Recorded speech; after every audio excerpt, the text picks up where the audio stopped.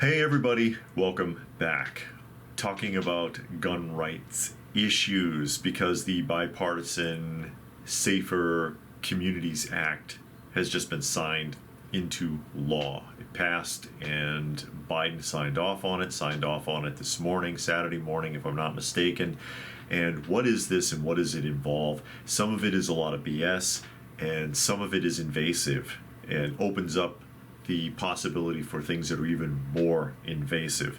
And of course, right to the point, any gun law of any kind is a violation of the Constitution, period. Whether it's for or against firearms, if there's something on the books pertaining to firearms, it's technically in violation of the Constitution anyways, but you're never going to get a proper argument about that in government because they want you disarmed for a variety of reasons. Without getting into all of that, we're going to go ahead and take a look at some of these clips and talk about it really quick.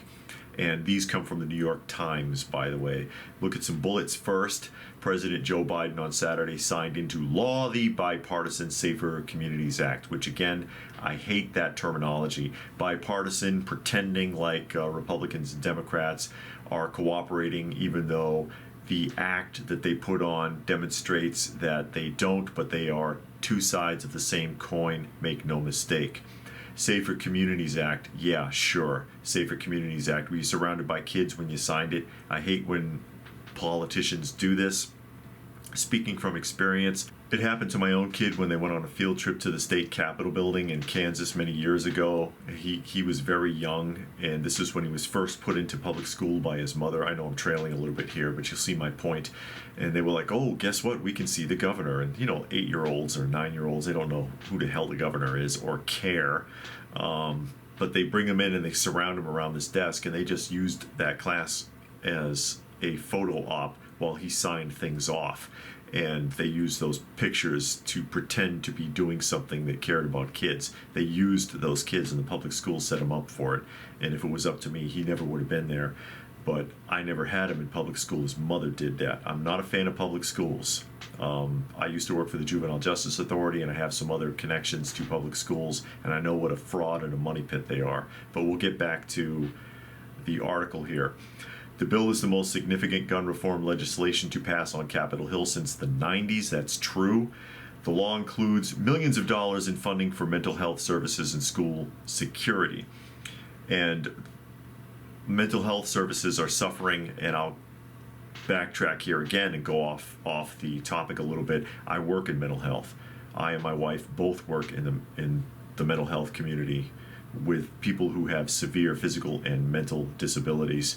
And it's very difficult because of the extreme level of oversight and the reduction of funding. A lot of states had funding pulled years ago. That's how you ended up with a lot of basically crazy homeless people, because they were thrown out of the facilities because the facilities couldn't take care of them anymore because the states retracted a lot of funding because the federal government did. Now you want to give the money back? Whatever. Let's get back to the article. It says the passage of the gun bill also provided Mr. Biden with a legislative accomplishment just before he headed to Europe for a pair of summits that will focus primarily on Ukraine, which basically means wasting even more of your tax dollars, because I bet you they're going to give them more money. Also, I love how they say legislative accomplishment, because, yeah, he's going to wear that like a badge of honor. On Saturday, the president also signed a bill extending free meals and other food assistance for children. It should be free anyways. Your tax dollars are paying for it. Free meals and other food assistance for children. Are we talking about public schools here, I'm assuming? Because lunches used to be free. Now we pay for it. Now we pay for a lot of things we shouldn't have to or never had to because it was taken out of our taxes and still is. The gun legislation will expand the background check system for prospective gun buyers under the age of 21, giving authorities up to 10 business days to examine juvenile and mental health records. First of all, that violates your HIPAA.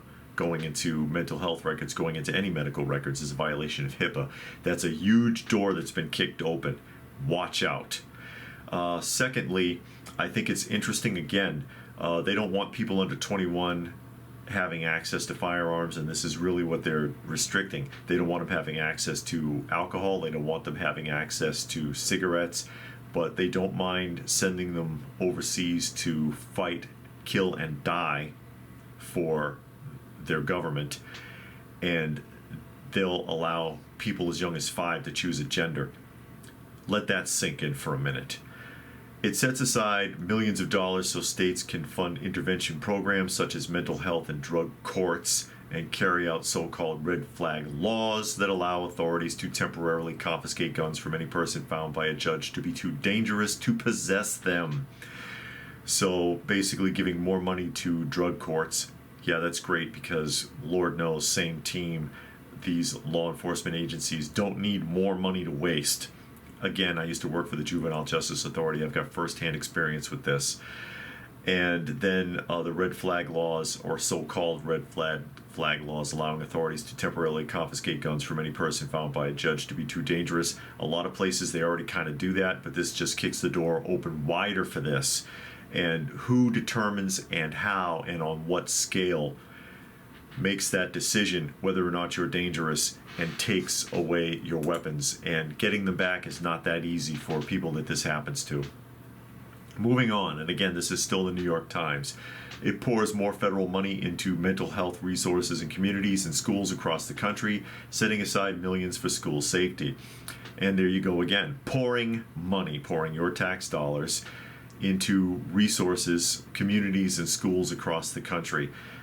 Not communities necessarily, but communities on behalf of, by way of, law enforcement and public schools, which is one of the biggest money pits in the country. You complain about money being wasted by the military industrial complex. There is a school industrial complex, and it's one of the worst money pits anyone has ever heard of.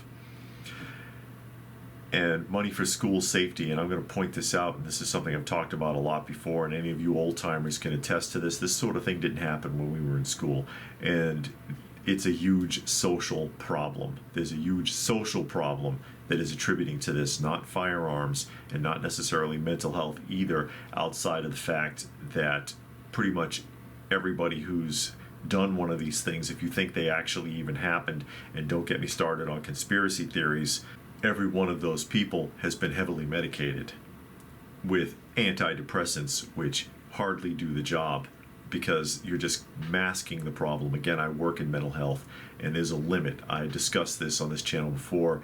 It's like a balloon.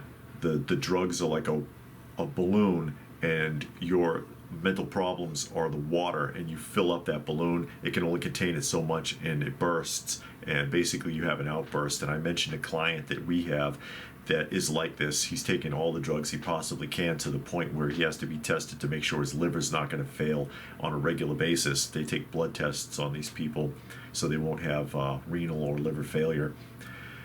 That's how much meds they're on, again. And every once in a while, out of the blue, he just jumps up and starts throwing haymakers in the air. He'll hit anything, the wall, a person, anything, because the drugs can only contain the rage for so long. The real problem's not being addressed.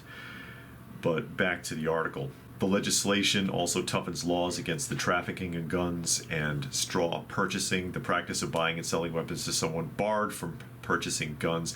Aren't those laws already strict enough?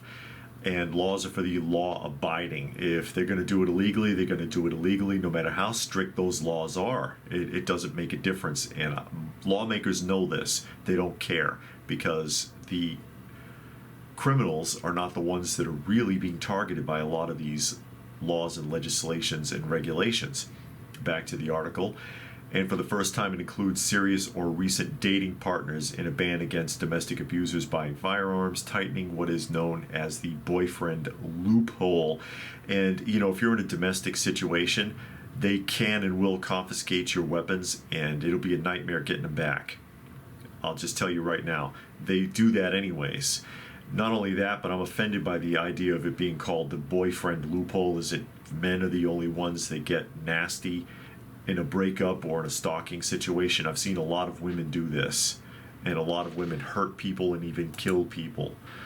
Women are just as bad or worse in these situations, from what I have seen. Wrapping this up, Mr. Biden said he would host both families affected by gun violence and the lawmakers who helped craft the measure at an event at the White House in July after the 4th of July recess, and suggested the compromise was a sign that more bipartisan efforts were possible. Bipartisan efforts are always possible. And the whole idea of Republicans and Democrats not getting along, it's theater. It's like wrestling, where one is the heel and one is the baby face, and they put on this act for us, the viewing audience, and behind the scenes they're great friends and they get along fine. They're two sides of the same coin, and that coin is jingling around in someone else's pocket. And the whole thing about hosting families and lawmakers, it's just a photo op so he can pat himself on the back. It's disgusting. Their message to us was to do something. Mr. Biden said of the families and survivors of gun violence. How many times have you heard that? Just do something, for God's sake. Just do something. Pray for us. Pray for our schools. Pray for the families. Don't pray in the school, but pray for them. Well, today we did, the president added. Yeah, sure. How many times have you heard this, that, and the other? How many times have you heard people wish that the government would just get the hell out of their business, too, and it's not going to happen?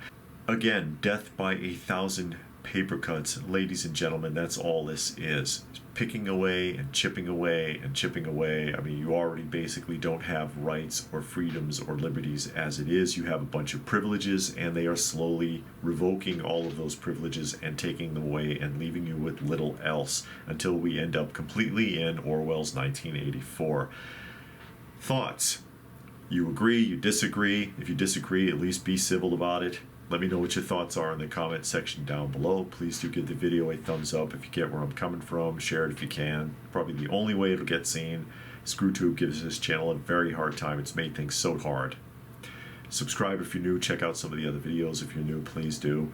If you're new to the channel and you're wondering why there are random cat and or dog images shown throughout, they are strays that we take care of out here. They get dumped in the woods near where we live, and putting those images up actually helps with YouTube's loading algorithm.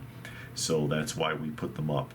If you wanted to help the channel out, or the animals for that matter, every little bit helps, and we sure do appreciate it. And if that's it, then what more can I say but stay frosty, folks, and thanks for watching.